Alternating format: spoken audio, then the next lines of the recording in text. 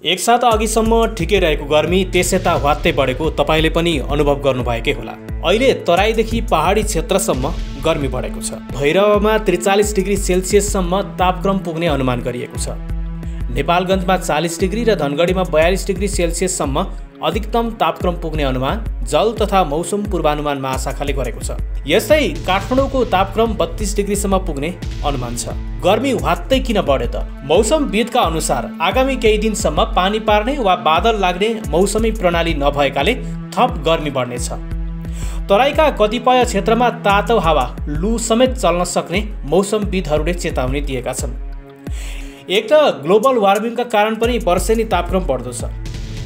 बदलिँदो जीवनशैली, वन प्रणाली, इन्धन प्रयोग, प्लास्टिक जन्य प्रदूषण र विकासको नाममा भइरहेका असन्तुलित क्रियाकलापले पृथ्वीको तापमान अस्वाभाविक रूपमा बढाइरहेको विज्ञहरू बताउँछन्।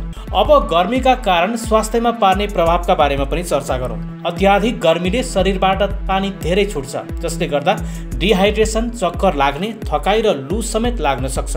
विशेष गरी वृद्ध उमेरका व्यक्ति, बालबालिका, गर्भवती महिला र दीर्घरोगीहरू गर्मीको बढी जोखिममा छन्। अत्याधिक गर्मीको प्रभावबाट बच्न केही सावधानी अपनाउन सकिन्छ। बिहान वा बेलुका मात्र घर बाहिर निस्कन, हल्का वा सुतीको कपडा लगाउन, शरीरलाई चिसो राख्न, धेरै पानी, जुस वा जलयुक्त खानेकुरा सेवन गर्न चिकित्सकहरू सुझाउँछन्।